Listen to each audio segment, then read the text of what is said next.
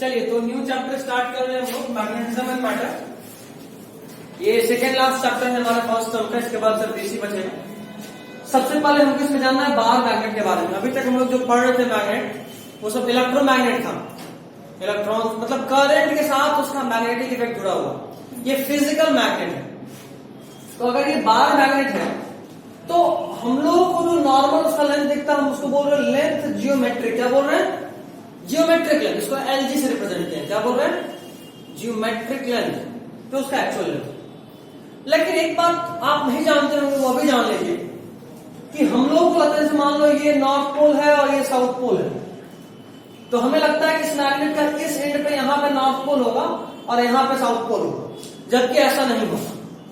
North pole उस and से थोड़ा अंदर होता है, साउथ पोल भी उस एंड से थोड़ा अंदर होता है, और उसके बाद नॉर्थ और साउथ के बीच में जो दूरी होता है इसको हम लोग बोलते हैं magnetic length of a magnet. ठीक है, this is overall is geometric length and this is magnetic length. ठीक है, normally magnetic length is 6/7 times of geometric length. Normally magnetic length is 6/7 times of geometric length. मतलब अगर हम बोल रहे हैं कि मेरे पास एक बार मैग्नेट है जो 7 सेंटीमीटर का है, तो उसका मैग्नेटिक लेंथ कितना होगा? 6/7 × 7 मतलब 6 सेंटीमीटर। ठीक है, समझे? नहीं समझे? एलजी का वैल्यू 7। अगर हम तुमको बोल रहे हैं कि मेरे पास एक बार मैग्नेट है जो 7 सेंटीमीटर का है, तो जरा बताओ उसका मैग्नेटिक लेंथ कितना होगा? तो magnetic length is equal to 6/7 into actual length कितना है जो उसका मैग्नेटिक लेंथ होगा। ठीक है, अब देखो ये जो नॉर्थ और साउथ पोल पे है वहां पे हम मानते हैं कि कुछ इमेजिनरी मैग्नेटिक मास होगा। मैग्नेटिक मास क्या यूं बोलो, मैग्नेटिक चार्ज होगा। जैसे एक डाइपोल को हम कंसीडर करते हैं, एक डाइपोल है +q और -q के कॉम्बिनेशन से मिलकर बना हुआ है। उसी तरह एक मैग्नेट को भी हम कंसीडर करते हैं एक मैग्नेटिक डाइपोल, क्योंकि उसमें भी एक प्लस एंड होता है और एक माइनस एंड होता है। एक नॉर्थ पोल होता है और एक साउथ पोल होता है। ठीक, नॉर्थ वाले नॉट वेरी पॉजिटिव मानते हैं, ये बाय कन्वेंशन है। बाय कन्वेंशन हमेशा माने कि नॉर्थ वाला पॉजिटिव और साउथ वाला नेगेटिव। ठीक है, साउथ वाले को पॉजिटिव नहीं, ये माना हुआ कन्वेंशन है, हम उसको चेंज नहीं कर सकते। नहीं, वो फिक्स माना हुआ, साइंटिस्ट कमेटी माना है, साइंटिफिक कमेटी माना, हम नहीं माना। ठीक, मेरा माना हुआ था ऊपर में हम जी को नेगेटिव लेंगे, नीचे में जी को पॉजिटिव लेंगे, ये मेरा माना हुआ, ये माना हुआ मेरा। ठीक, आगे सुनिए। हम ऐसा माने कि यहां पे कोई मैग्नेटिक चार्ज रखा हुआ है, लेकिन जैसे इलेक्ट्रिक डाइपोल में मोनोपोल हो सकता था, सिर्फ पॉजिटिव चार्ज और सिर्फ नेगेटिव चार्ज ला सकते हैं, लेकिन मैग्नेट में सिर्फ नॉर्थ पोल और सिर्फ साउथ पोल नहीं ला सकते। Monopole does not exist in magnetism. Monopole does not exist in magnetism. Monopole does not exist मतलब सिर्फ नॉर्थ पोल सिर्फ साउथ पोल ऐसा कोई चीज नहीं होता है।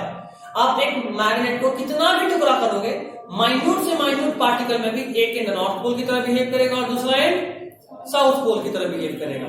मतलब वहां पे मोनोपोल नहीं हो सकता। मोनोपोल मतलब ये कि हम अगर इसको मान लो तोड़ दिए बीच से, तो हमको लग रहा है कि नॉर्थ वाला इधर आ गया, साउथ वाला इधर आ गया, जबकि ऐसा नहीं होगा। इसमें भी एक साउथ पोल बन जाएगा और इसमें एक नॉर्थ पोल बन जाएगा। समझेगा? चलिए, अब एक हाइपोथेटिकल क्वेश्चन हम ले रहे हैं और हम इस मैग्नेट कैसे काट दे रहे हैं। कैसे काटे आपको दिख रहा है? कैसे काटे आपको दिख रहा है? जब हम ऐसे काटे कट इनटू 2 इक्वल पीसेस, तो आपको ये सोचना है कि यहां पे जो +m था वो 2 इक्वल पार्ट में कट गया और जो यहाँ -m था वो भी 2 इक्वल पार्ट में कट गया। तो जो m था वो ईच पार्ट, ऊपर वाले का जो नीचे वाले का भी m/2 हो गया। ठीक, चलिए अगला, जैसे हम लोग इलेक्ट्रिक डाइपोल पढ़े थे वैसे ही होता है मैग्नेटिक डाइपोल मोमेंट। वैसे ही होता है magnetic dipole moment. Magnetic dipole moment जैसे इलेक्ट्रिक डाइपोल मोमेंट क्या था? P = Q × 2L था। वैसे ही M = small m × 12। Capital M से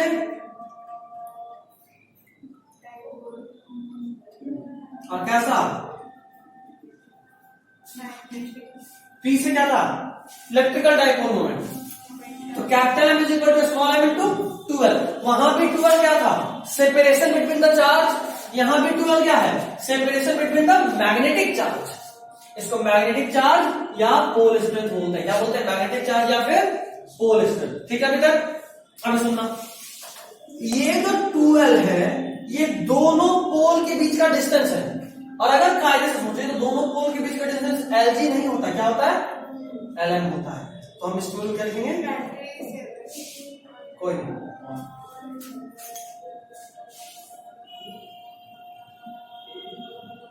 ठीक है। इसको क्या बोलेंगे? 12, मतलब LM बोलेंगे क्योंकि दो पोल के बीच का डिस्टेंस है LM, नॉट LG। समझ में आ रहा है?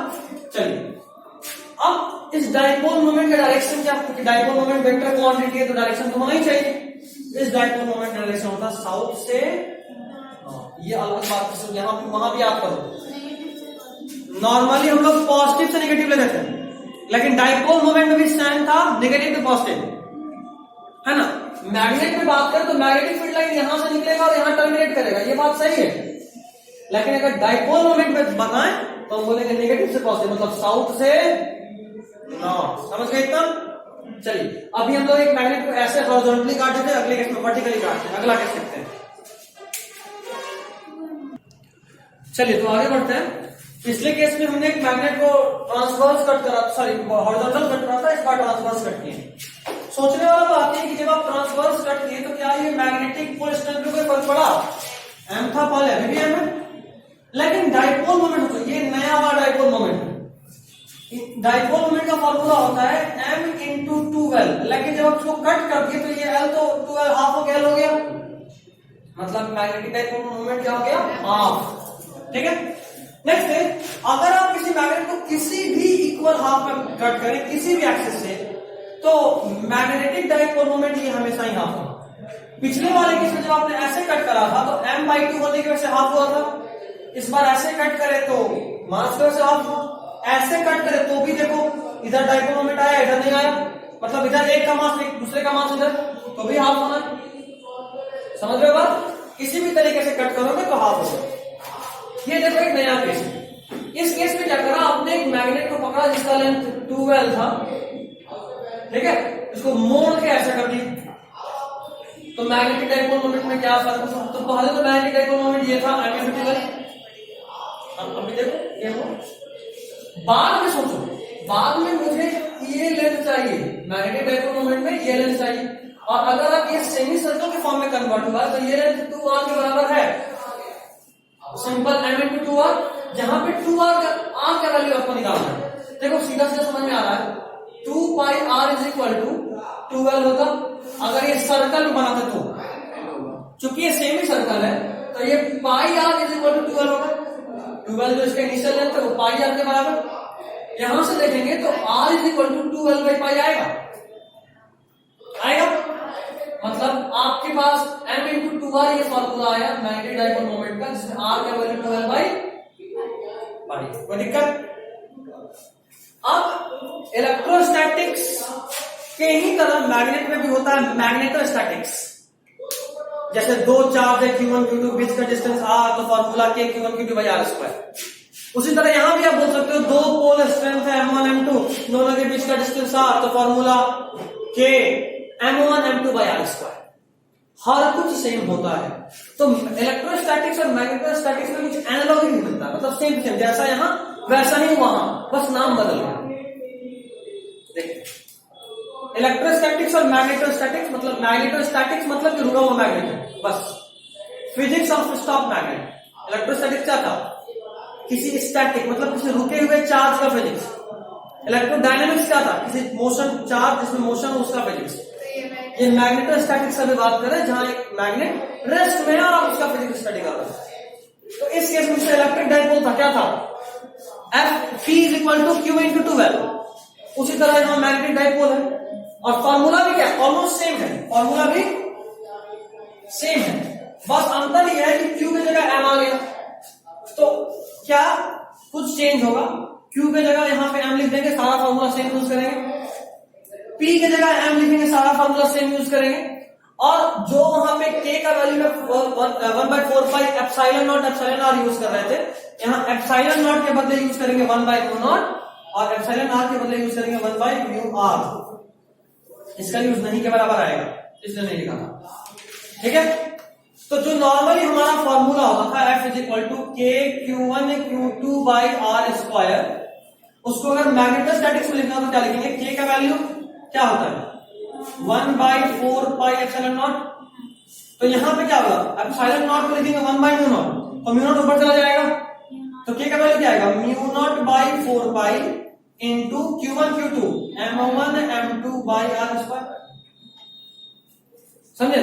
तो जो फॉर्मूला यहां है वही फॉर्मूला यहां है, बस इस सब टर्म्स को आप एक्सचेंज कर रहे हो। अभी समझ में आ गया था? ठीक है, हाँ एक्चुअली हम उसको अगले क्लास में लिखवाने वाले थे, बट अभी लिख लो। एक बार और पढ़ लेगा, 10 मिनट 6 बज जाएगा। चल ठीक है, एक बजे से निकले। This is all for today. चलिए।